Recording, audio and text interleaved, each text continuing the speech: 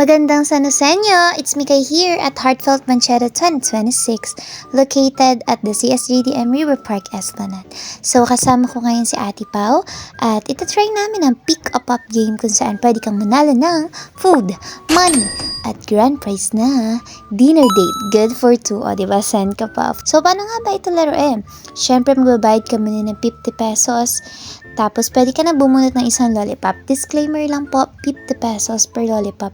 So, kung hindi ka man po nagwagi sa una at gusto mo pang mag-try, magbayad ka lang po ng 50 pesos para makabunot ka ulit ng another lollipop. So, after mga bumunot, titingnan mo lang or tatanggalin mo yung papel sa stick ng lollipop dahil dun mo nga makikita kung ano yung prize na nakuha mo. Hello, thank you for doing it.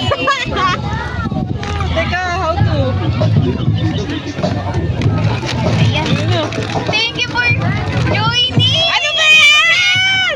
Kapag thank you for joining din yung nakalagay sa inyo, kainin nyo na lang yung lollipop na nakuha nyo. Para hindi sayang, di ba? So, ayan. Binigyan nga kami ng tig-2 lollipop dito bukod sa nabunot namin. Kasi para di na daw kami masad or di na kami mag-cry. Char!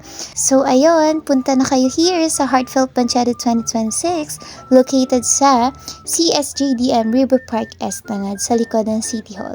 So, sinadya talaga namin di manalo sa pick-a-pop game para kayo ang manalo. Eme! Again, it's Mikay here in your area. Thank you for watching. Rise! Camera, Arya San Joseño. Thank you, Mark. Thank you for joining.